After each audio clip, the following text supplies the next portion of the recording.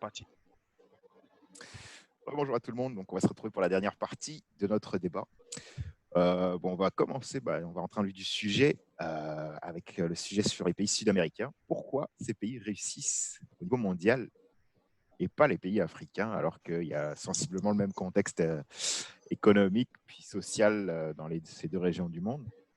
Donc, on avait fait, je pense que c'est dans le podcast numéro 3, on s'était interrogé pour savoir pourquoi les pays africains ne réussissent pas, par exemple, à remporter des Coupes du Monde, alors que ils ont des joueurs de talent comme en grand nombre déjà. Puis ils ont eu des sélections qui ont eu pas mal de joueurs de talent en même temps. Puis on avait identifié plusieurs problématiques qui pouvaient expliquer cela.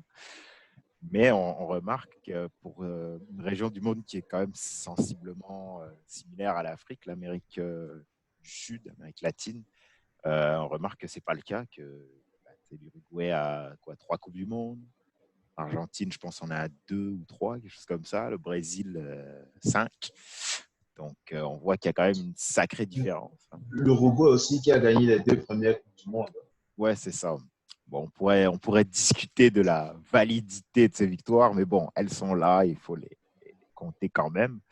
Et puis, donc c'est ça. Donc, en gros, la première question que j'aimerais vous poser, c'est est-ce que les contextes sont si similaires que ça au final entre l'Amérique latine puis l'Afrique?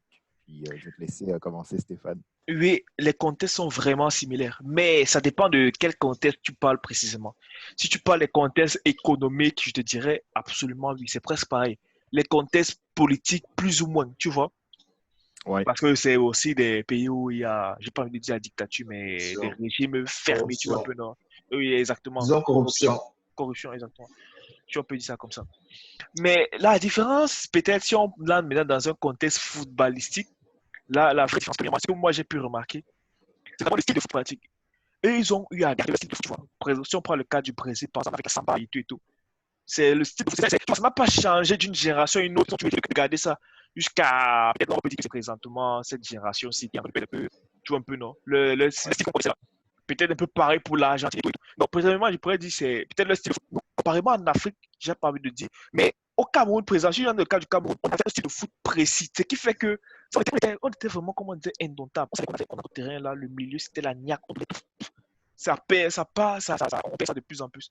Et si on prend les autres pays en Afrique, tu vois, ça change d'une génération à une autre. Ce qui fait que c'est pas pareil. Si tu gardes ton même style de foot de génération en génération, tu as plus de chances d'arriver de haut sommet. Je prends encore un autre exemple, c'est peut-être les entraîneurs. La majorité des entraîneurs au Brésil ont été des grands joueurs. La majorité sont des joueurs du continent. Donc, je vais dire, par exemple, s'il y a généralement un Brésilien, c'est un Brésilien qui est un Brésilien ou peut-être un Argentin, tu vois. Ici, c'est un Américain. Ou précisément un Américain.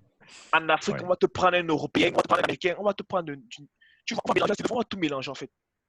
Donc, c'est peut-être ça que je peux dire. Donc, si on regardait vraiment près nos joueurs qui ont émergé, pour venir entraîner nos jeunes là, moi je pense que ça a été vraiment. En tout cas, c'est ce que moi je remarque. Ouais, toi, c'est plus, tu remarques plus peut-être un problème de succession, de transmission de l'identité de jeu ou en tout cas du projet de jeu national, quoi. Quand c'est quelqu'un toi, qui connaît le foot, Je vais un peu aller, je suis d'accord avec les points de Stéphane, je vais un peu aller avec son dernier point par rapport au style de jeu, mais en rajoutant ceci, je trouve que les Sud-Américains, ils sont plus dans le développement, ils sont plus centrés dans le développement technique du joueur individuel. Par rapport en Afrique, en fait, nous, généralement, lorsqu'on forme les joueurs, on veut qu'eux se développent dans l'équipe. Je pense qu'en Amérique du Sud, ils se focalisent beaucoup, principalement sur le joueur, genre les gestes techniques qu'il peut faire. Imaginons en Afrique, quand tu regardes le football africain, ils ne font pas énormément de gestes techniques comme on peut le faire les Brésiliens ou bien tous les restes là. Et ils ne prennent pas assez. En fait, en Afrique, j'ai remarqué quelque chose, on ne prend pas assez de risques. On est tout le temps sur un même schéma d'équipe, dont il faut tout le temps respecter, tout ça. Mais quand on regarde le football sud-américain, généralement, les victoires partent de l'éclat d'un joueur qu'on n'attendait pas. C'est un peu plus ça, en fait. Ils sont plus centrés dans le développement technique du joueur individuel avant l'équipe. Peut-être c'est ma vision des choses. Je ne sais pas si c'est pas Mais c'est ça, mais quand tu dis on ne prend pas trop de risques, je comprends pas, tu veux parler dans quel sens en fait? Quand je dis en fait que nous, en fait, notre jeu est trop posé. Comment on dit?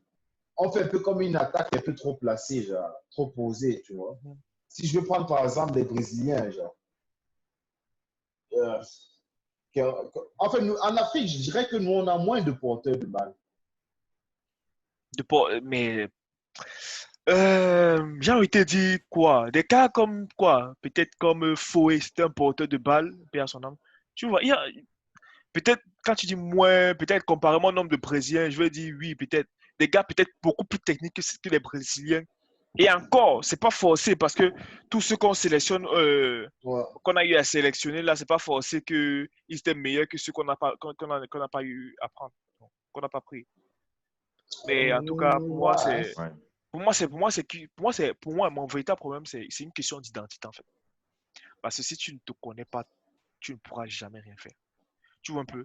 Savoir que, ok, on n'a pas de porteur de balle, mais comment est-ce qu'on joue alors? Comment est-ce qu'on joue si on n'a pas En de fait, porteur de balle? quand Est-ce je que si on parle n'a de pas de porteur porteur de de... balle, est-ce que si on n'a pas de porteur de balle, ça veut dire qu'on est incapable de gagner une Coupe du Monde? Non, non, en fait, je ne vais pas dire vraiment porteur de balle. Je veux dire qu'il manque un peu l'éclat individuel. Genre. C'est vrai qu'il y a des pays africains qui ont connu, mais si c'est un joueur, ce n'est pas assez, par exemple. Quand je prends, par exemple, les pays sud-américains, je pense que c'est un pas partout qu'on voit ça des défenseurs qui sont capables de dribbler aussi, qui sont capables de dribbler des joueurs. Et il y en Genre, a en Afrique aussi. En Afrique, on avait eu en Afrique, énormément. Si je te prends juste l'exemple de. Tu vas m'excuser, mais son nom m'échappe parce que c'est il a joué dans les années 80 là. moi, je parle dans le mondial. Hein. Oui, c'est ça. Ouais. Le père de Cannabis, là, tu te rappelles? Mm. Il s'appelle comment là? Tu te rappelles, Moustapha? Non. Ouais, Oh là peut-être. là. Mais c'est un défenseur très technique. Donc c'est pour juste vous dire que tout ce qu'on a eu au Brésil, on a eu en Afrique. Et, Oui, on, mais et même, tu- et- même Koulou, Nicolas et- Nkoulou, moi en tout cas, exactement. je trouve que c'est un joueur très technique là, qui pourrait Mustapha, facilement la jouer génération, milieu de terrain. exactement. Mustapha, la génération 90, on va Mm. pas se mentir, au Cameroun, elle était magnifique. La génération Oh non, 85-90, ça, c'est moi. elle était magnifique parce qu'on avait une identité de jeu, Mustapha. On avait une identité. On Non, non, savait. non, non, c'est sûr, c'est non, non, non, Maintenant, c'est on n'a sûr, c'est plus d'identité. On n'a plus d'identité. On prend du n'importe qui, on essaye de façonner quelque chose qui ne Oh peut non, c'est vrai, peut-être c'est pas vrai. marcher. C'est ça le problème. Pour moi, c'est ça, en fait. Mais est-ce que, ben, c'est des bons points, sincèrement, que vous avez amenés, mais est-ce que, par rapport à ça, je pense que quand même, je regarde un peu les derniers les mondiaux vraiment récents, là. Mhm. Les pays sud-américains sont pas nécessairement très flamboyants. Ça arrive qu'ils arrivent en finale ou quoi, mais c'est la manière de la description que vous avez faite des pays Mais, d'Afrique, pas d'identité de jeu, je suis désolé, mais l'Argentine, ça a pas. C'est balance sur Messi qui fait ce qu'il peut. Il y a parfois Di Maria qui fait ce qu'il peut. Le mais, Brésil balance sur Neymar, fait ce que tu peux. Il y a peut-être un peu l'Uruguay qui est un peu dans le combat, il y a une identité. La Colombie, c'était balance sur James, balance sur Cuadrado. Enfin, je sais pas, mais mais désolé de te couper, parce que non, vas-y, je vas-y, comprends vas-y. très bien ta question. Pour les récents Coupes du Monde, là, sérieusement, pour moi, même si on fait quoi, la génération, déjà cette génération-là, ils sont beaucoup plus talentueux que nous. Faut pas se mentir. Tu vois, même si on a des contextes similaires, les joueurs sud-américains, là, ils sont plus talentueux que les joueurs africains. En tout cas, ça, c'est Tu mon point. trouves? C'est ce que je trouve réellement. Tu Parce veux que, dire en quantité ou en qualité pure? Genre, ils ont des génies, mais le niveau moyen, tu penses qu'il est plus élevé chez eux que chez nous? euh, je dirais, je sais pas si, je dirais, par exemple, si on prend leur équipe nationale, tu vois, Ouais. et qu'on prend notre équipe nationale, on verra qu'il y a absolument pas match, tu vois. Mais maintenant, si on prend tous les joueurs en Afrique, là, c'est autre chose. Tu comprends, là, Ah, je comprends, mais même c'est moi, vraiment. Non, non, non, mais en fait, moi, je veux dire, en fait, que, en fait, nous, on a un peu pris des développements un peu différents. Par exemple, là, quand tu regardes, par exemple, la plupart des joueurs talentueux africains, genre, la plupart des équipes qui recrutent beaucoup, c'est plus par rapport au physique, en fait. C'est ça que je trouve. Par ah, contre, ok. au niveau, quand tu recrutes les Sud-Américains, c'est plus par rapport à leur faculté à éliminer des joueurs, des trucs comme ça. Bah, il y a quand Sincèrement, je même trouve des que joueurs c'est. africains qui Ouais, sont ouais, mais c'est très. pas, ouais, pas la vitesse. Ils le font pas à la vitesse, tu vois. La Non, mais vitesse qui et le peuvent être physique. techniques aussi. Je sais pas. Un Mané, c'était quand même un peu technique. Je sais pas, non. Oh, ouais, ouais, bon. Je pense Stéphane, on t'entend pas. Je sais pas pourquoi. Allô, Stéphane? Allô, vous m'entendez? Oui, là, on Ouais. t'entend. Ok, ok. Peut-être j'ai appuyé quelque chose. Oui, là, je prenais l'exemple de Ya Touré, de Ziyech. Tu vois, ce sont des gars Oui. qui peuvent. Tu fais, Oui, faire du puis même bon boulot. Gervinho, là, bon, Ouais, c'est sûr qu'il est vieux, mais, mais en son temps, quand même, en tout cas, je le trouvais.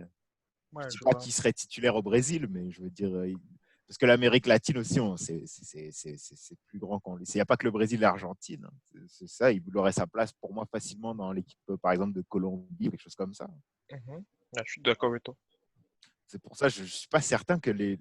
Moi, c'est mon opinion, mais que le niveau soit si. Tu sais, c'est sûr que on n'a pas de Neymar, on n'a pas de Messi, ok. Ça, je suis d'accord, mais après, au niveau général, je me dis, ça, c'est pas si. En tout cas, je ne vois pas de si grand déséquilibre que ça. Non, non, non, non. Je parle de cette génération de maintenant. Ah, Si on prend la génération d'avant, c'est autre chose.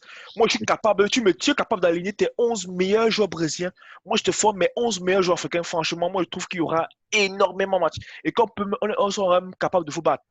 oui, Mais non, maintenant, la génération de maintenant, j'ai du mal à dire que je vais aligner 11 joueurs, 11 meilleurs joueurs brésiliens, 11 meilleurs joueurs africains. Et que ça va, tu vois. t'es sûr? Je ne sais pas, hein. Moi, c'est mon point de vue, hein. Bon, En fait, bon. moi, je trouve quand même que genre, les Sud-Américains, ils ont une façon de jouer quand même qui est similaire entre eux, en fait. Peut-être c'est pour ça qu'ils se comprennent mieux. Qu'est-ce que tu veux dire par similaire, genre? Quand, quand je dis similaire, là, c'est un peu. C'est pas, en fait, quand moi je vois toujours les Sud-Américains, je pense toujours beaucoup au dribble, des affaires comme ça, genre, Mhm. la façon. Structurellement, tu veux dire qu'ils ont les mêmes principes de jeu, qu'ils se comprennent plus facilement parce qu'ils savent que ah ben, un Ouais, ailier, ouais, pour nous, un ça, ailier, on sait qu'il fait ça, donc on va lui mettre par exemple la balle dans les pieds ouais, pour qu'il dribble. Je sais pas. ah, c'est seulement c'est ça que je me dis aussi, hein, parce qu'en Afrique, quand je regarde en Afrique, il y a trop de profils différents. Il y a des mêmes équipes. Mais ça devrait être une richesse, ça permet de varier son Ouais, jeu. mais Tu c'est sais. ça, il faut trouver un bon mélange entre tout ça aussi. Ah, je suis d'accord, ouais. Ce n'est pas en une année que après, c'est pas en une année qu'on va que ça se trouve en fait. Ah, je suis Sachant d'accord. que d'année en année, il y a des joueurs qui sautent, d'autres reviennent en équipe nationale, tu vois. Mais est-ce que justement ça, puis ça rejoint un peu ma deuxième question, donc je vais m'en servir pour faire la petite transition. Est-ce que justement le fait qu'il n'y ait pas autant de stabilité en termes de sélectionneurs par rapport à, par exemple, des équipes sud-américaines, je ne sais plus quelle équipe, je pense que c'est l'Uruguay que leur sélectionneur, ça fait peut-être Ouais, oui. 4 Coupes du Monde qu'il est là. C'était un Argentin. C'était un Argentin. Ouais, j'ai Ouais. oublié son nom là. José, non, c'est pas José Pekerman. C'est lui? Non, non. Je sais plus, j'ai pas le nom, j'ai oublié de le Ouais. chercher là honnêtement, mais je sais qu'il est là depuis longtemps. Euh, Par exemple, en Afrique, c'est plus rare, ça. On laisse pas C'est forcément le énormément rare. temps On veut des à résultats tout de sélectionneurs suite, d'être tout en de place. suite. Oui, c'est ça en fait. C'est peut-être. Est-ce que vous pensez que justement, ben, c'est le lien en fait entre la première et la deuxième question, c'est que premièrement, oui, les contextes sont similaires, mais est-ce que les stratégies de développement du football dans les deux pays sont similaires premièrement, et est-ce que justement par rapport à ça, est-ce qu'on n'est pas trop impatient et on en attend trop tout de suite en fait en Afrique par rapport en Amérique latine ou de l'Uruguay, je veux dire en 2006, ils n'étaient pas au mondial par exemple. Ok. Pour répondre à ta question, là, je vais prendre juste les cas que je connais un peu, championnat brésilien et championnat camerounais. Les contextes de développement du football sont complètement différents. Complètement, complètement, complètement. Tu vois, un footballeur brésilien peut décider que, ok, je vais émerger dans le foot au Brésil. C'est complètement différent au Cameroun. On ne peut pas, un joueur camerounais ne peut pas dire, ok, je vais émerger, dire Il que, a ok, des je vais envies de faire l'extérieur. exactement. Mais est-ce Il que, ne- euh, pardon de te couper, mais est-ce que ça c'est une question de, c'est genre le championnat n'est pas assez c'est médiatisé ça, ou... c'est pas médiatisé, c'est même pas pris en compte. En fait, c'est totalement délaissé à eux-mêmes. Genre, je vais dire aux responsables des ligues et tout, et tout. Tu vois, Ouais. il y a aucun soutien. C'est trop. Tu vois, déjà, il y a. Si je prends juste encore le cas du Les Cameroun, je ne me rappelle pas non, infrastructures, les exactement. stades. Exactement, comme ce que Moussa Fankra disait.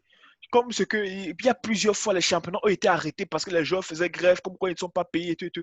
Comment, dans cette situation-là, vous voulez que des joueurs émergent à leur plein potentiel? Non, S'ils c'est ils sûr. n'arrivent pas. J'ai encore lu récemment une interview d'un joueur. Il était à la fois joueur, il était aussi gendarme. Tu vois, il dit il est Ouais. obligé d'aller travailler parce que il dit mon salaire là, ça me permet même pas C'est que d'envoyer mon fils à c'est pas l'école. suffisamment professionnalisé pour que Exactement. en fasse une Et carrière où il se exactement. consacre pleinement à ça, en fait. Et c'est ça le problème, c'est qu'on ne prend pas, peut-être c'est juste mon opinion, on ne prend pas le footballeur comme étant un professionnel. On dit, au Cameroun, c'est peut-être, non, c'est dit, ah non, c'est plus un loisir qu'un métier. Exactement. Donc, ce qui fait que si c'est le cas, vous ne vous attendez pas à ce que celui qui en a fait son métier soit plus performant que vous. Parce que ça ne serait que tout à fait logique. C'est peut-être ça, c'est peut-être sur le point là que moi je peux statuer. Toi, Mustapha, ton avis là-dessus, là? Ah non, je suis complètement d'accord. Le manque d'infrastructures, surtout. Parce que, bon, même si on parle quand même de manque d'infrastructures, le championnat quand même qui est le plus avancé, je pense même le championnat égyptien est quand même très bon aussi, même le championnat sud-africain. Bon, même eux aussi, ça ne décolle pas trop aussi. Donc. Non, c'est sûr, mais Euh, c'est aussi, bah, tu sais, pour l'exemple de l'Afrique du Sud, il y a aussi d'autres sports qui entrent en concurrence, le rugby notamment, là, qui fait que peut-être les gens, c'est plus un pays de rugby qu'un pays de foot. Donc les gens délaissent. Bah, oui, c'est populaire, mais pas autant que d'autres sports. mais ils ont quand même, je pense qu'ils ont quand même eu un club qui est arrivé en finale de la Coupe du Monde. Hein. C'était Oui, non, c'est sûr. Mazembe. C'est sûr. Coupe du monde des clubs, hein, c'est ça? Coupe du Monde des clubs, ouais. Mais est-ce que justement par rapport à ça, admettons que vous êtes, je sais pas, vous parliez de l'exemple du Cameroun, aujourd'hui, enfin demain plutôt, Mhm. on vous met à la tête de la fédération camerounaise. Qu'est-ce que vous mettriez en place pour justement rivaliser? Est-ce que vous copierez la stratégie sud-américaine ou vous Non, feriez autre chose? absolument Non, pas. non, non, non. C'est Oui, sûr que. personnellement, Oui, Moustapha, vas-y. Vas-y, Mustapha. moi, je mettrais, en fait, pour un peu être un peu initié, en fait, dans ce domaine-là, je mettrais en place un plan de développement propre aux joueurs du Cameroun. Mhm. Je suis pas À notre sincèrement, contexte local, c'est ça. ouais, exactement. Je suis même pas sûr qu'il y a des guides pour ça au Cameroun, sincèrement. Je suis même pas sûr s'il y a des guides officiels, par exemple, de l'Africa Foot qui disent c'est comme ça que on doit encadrer un joueur, comme ça se passe ici au Canada ou bien ça peut se passer dans d'autres pays. Donc, je pense que c'est ça d'abord qu'il faut faire à la base. Revoir la formation de la jeunesse en priorité. Puis, au niveau infrastructure, bah, évidemment, on n'a pas les budgets, tout ça, donc c'est difficile de savoir ce Ouais, qui est bon, il faut possible aussi de faire. comprendre que ouais, ce sont des pays qui vivent la bien-être. Donc, ils ne vont pas tout prendre mettre dans le foot aussi. Non, Hein. c'est ça. Mais le problème, c'est ça. Mais le problème, c'est que d'après les interviews encore que j'ai eu à suivre et tout, la FIFA dit, ah oui, c'est exprimé en disant qu'elle a injecté des Oh, milliards dans la formation des joueurs en Afrique. Attends, c'est Mais les qu'est-ce qui a été milliards, mais fait? c'est quoi la devise? Non, non, non, mais c'est- c'est des milliards en francs CFA, c'est énorme. Non, je sais, non, mais si tu me dis des francs CFA, ok, mais si c'est des. Non, non, non, En des milliards gros, en francs CFA. Pas des millions d'euros. Je suis plutôt, oui, ok, oui, non, non, oui, des milliards de millions francs d'euros CFA. si vous voulez. Parce que et on avait encore montré, il y avait un bâtiment qui devait abriter tous les responsables et tout pour qu'on pense vraiment au développement. Ça a été construit, abandonné, ça n'a même pas été terminé. On montrait le terrain, tu voyais, mais tu vois, il y avait des stades qui devaient être construits. Tu vois des stades à moitié faits, genre peut-être faits à un quart. Après, c'est abandonné. Donc, c'est plus un problème de l'utilisation, mais les moyens ont Les été moyens, mis. exactement, les moyens ont été mis. Mais après, comme on Mais il y a connaît quelque tout. chose qui est quand même bizarre. Pourquoi est-ce que même d'abord, même. Bon, ça veut dire aussi ça, c'est que. Mais il y a combien de joueurs africains, combien de transferts de joueurs qui tentent de leur club en Afrique? Par exemple, pour l'Europe, vous avez entendu, par exemple, dépasser les 1 million d'euros. Mhm. Très peu. Je ne J'en ai sais même pas si c'est. entendu.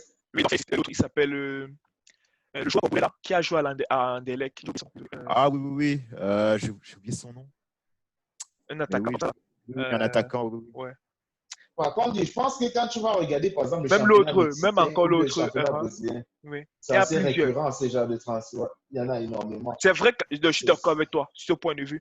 C'est vrai que c'est rare des transferts à plus d'1 million d'euros. Je suis totalement d'accord avec toi. Mais il y en existe, je peux te citer même une vingtaine. Sauf que les noms là m'échappent des fois. Tu vois. Mais encore, et c'est la faute de qui en fait? Parce qu'on ne va pas dire que c'est la faute des Européens si vous n'achetez pas des joueurs à des millions d'euros. Votre contest là, les champions, je suis capable de rester ici. Je dis, ok, je vais voir un match brésilien, je vais observer. Comment est-ce que je vais pouvoir observer un joueur africain? Il va falloir que moi, je me déplace, j'investis de l'argent sur mon recruteur. Je ne suis pas capable de dire que, ok, je suis recruteur. Déjà, combien de championnats camerounais? Je ne suis pas encore l'exemple du Cameroun. Combien de championnats camerounais sont médiatisés? Tu vois, dire qu'un joueur étant Voilà. ici au Canada va suivre le championnat. Mais il y a quand même un championnat de première division. Là, Oui, donc, oui, ouais, je suis d'accord avec toi. Euh, Même pour un Camerounais, c'est difficile de suivre même ça, en fait. Au Cameroun, même. exactement. au Cameroun, c'est difficile. Il n'y a pas de chaîne diffuseur. Probablement qu'il y en a, probablement. Mais maintenant, exactement, si on diffuse uniquement qu'au Cameroun, est-ce que c'est alors bien? Tant qu'on veut pouvoir médiatiser, on veut donner plus d'importance au champ. Parce que c'est ça, hein. Pour pouvoir vendre quelque chose cher, qu'est-ce qu'il faut faire? Il faut le médiatiser, il faut gonfler. Tu vois, comment je veux dire ça, l'embellir, tu vois. Mais si vous ne le faites pas, vous le cachez, vous le cachez, vous le cachez, et puis vous le montrez un jour en disant, il faut telle somme, telle grosse somme. Mais moi, je te dis, je ne le connais même pas. Peut-être que ce que tu me montres là, c'est faux. Pourtant, ça peut être vrai, mais le problème, c'est ça. Quand ce que moi, je me dis. Et donc, c'est aussi un problème. En fait, il y a plusieurs étages de problème. Il y a un problème, ce que vous disiez au niveau championnat, et vous pensez que ça pousse, hein, comment dire, ça crée aussi le problème Ça des crée équipes nationales. exactement, énormément même.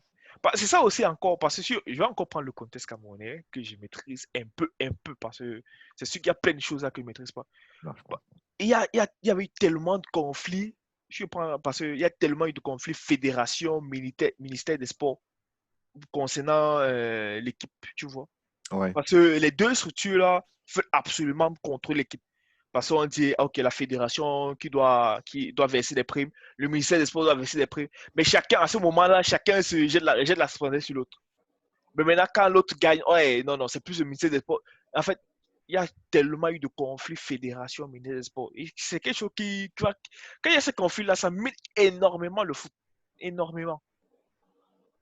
Mais pour en revenir un peu aux pays d'Amérique latine, eux aussi, ils ont leurs problèmes. Je sais qu'il y avait, eux, c'est plus des problèmes de corruption, des agents, par exemple, qui prennent des jeunes joueurs pour les revendre en Europe. On avait l'exemple avec Mascherano et Mascherano et j'allais dire Crespo, mais comment il s'appelle l'autre?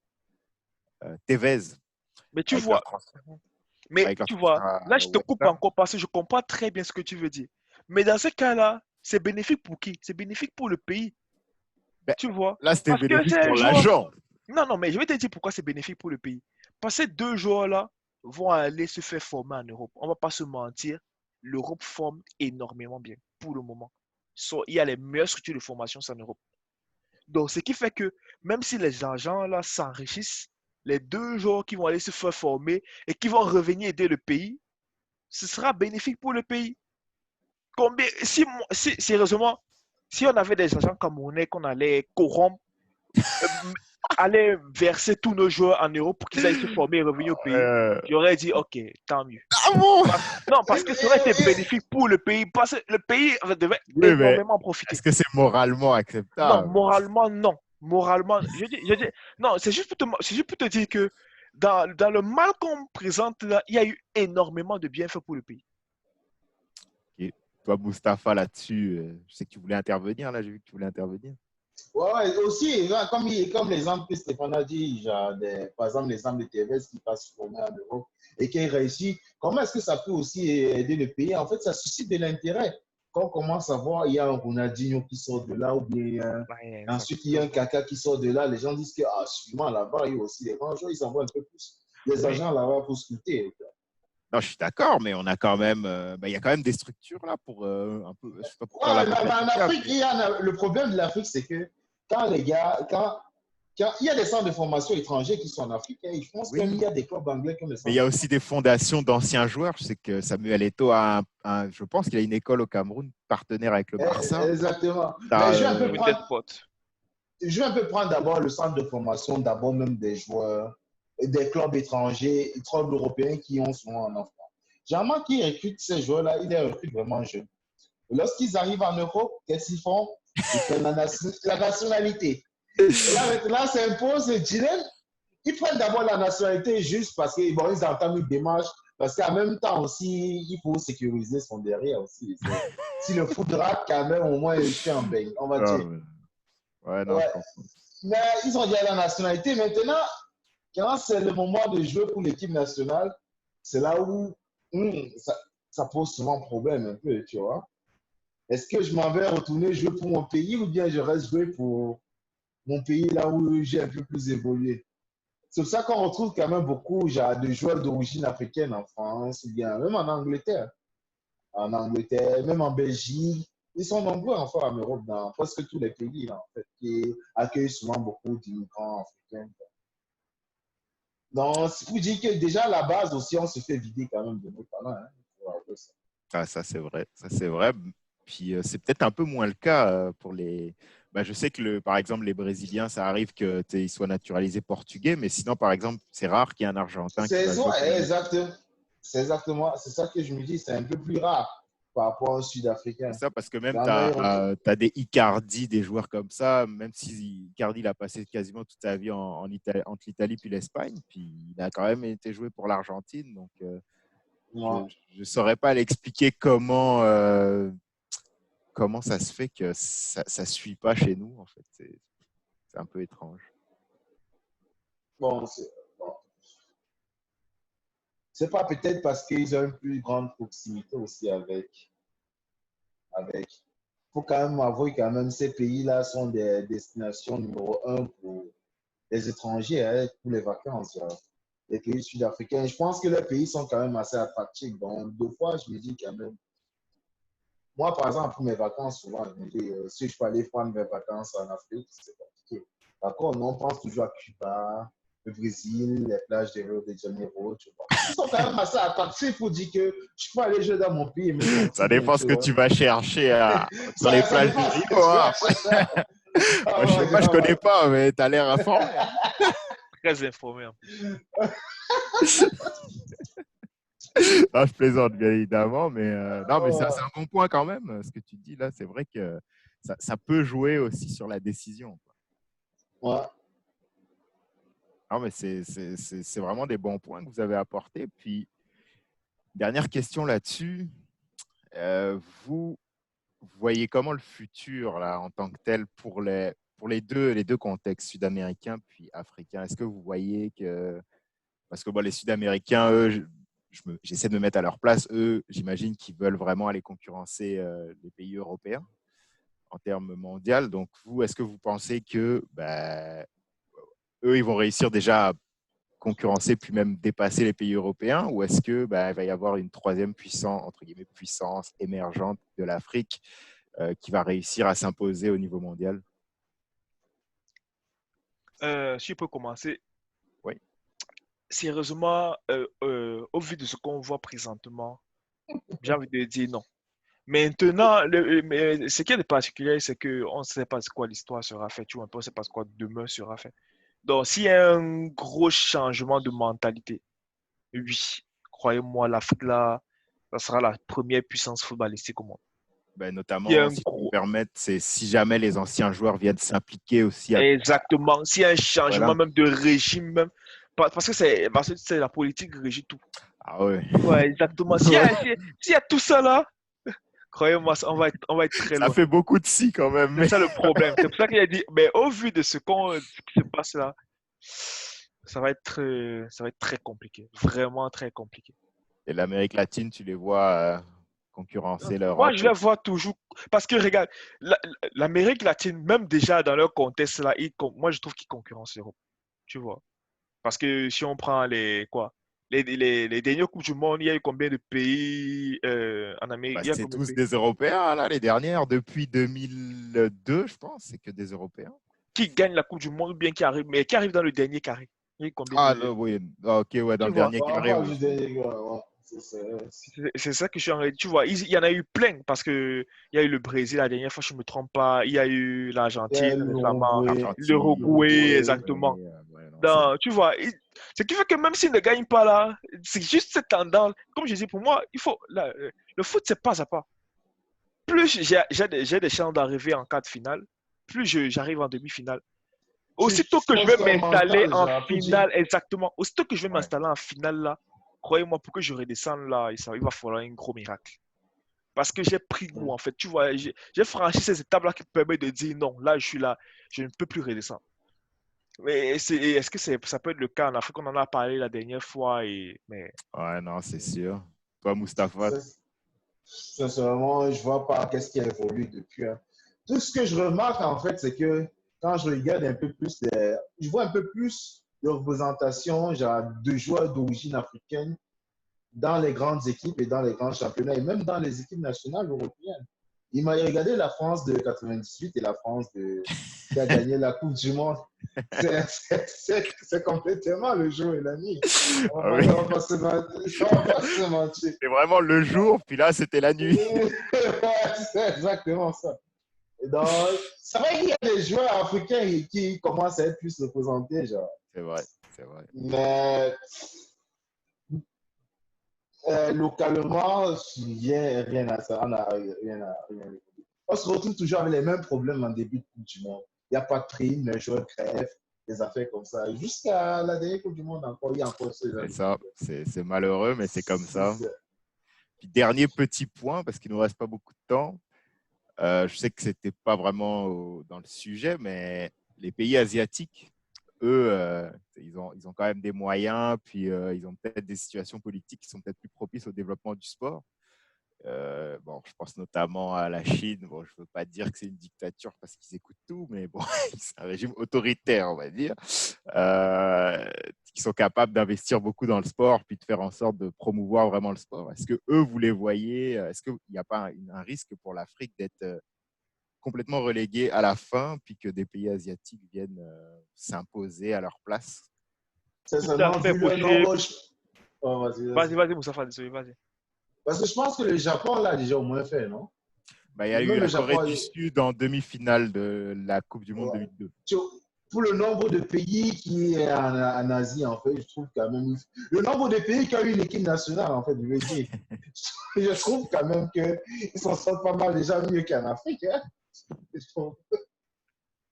C'est pas Pour le faux. nombre de pays qui ont une équipe nationale, bien C'est sûr, pas de faux. foot. C'est pas faux.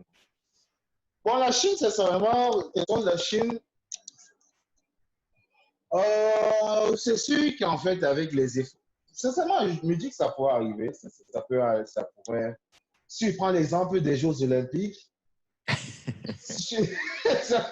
la Chine, c'est vraiment la puissance qui concurrence vraiment. Ils sont vraiment Oui, côte à côte avec les États-Unis en termes de médailles aux Jeux Olympiques. Or, quand tu retournes vraiment au début des Jeux Olympiques, et non, il n'y avait pas la Chine, tu vois. C'est parce non, qu'ils c'est ont sûr. vraiment beaucoup investi dans le sport. Et dans le foot, c'est récemment, bon, que je dis récemment, genre, ce n'est pas trop loin, en fait. On va Oui, dire ça fait une dizaine d'années maximum, quoi. ouais, ça fait une dizaine d'années maximum.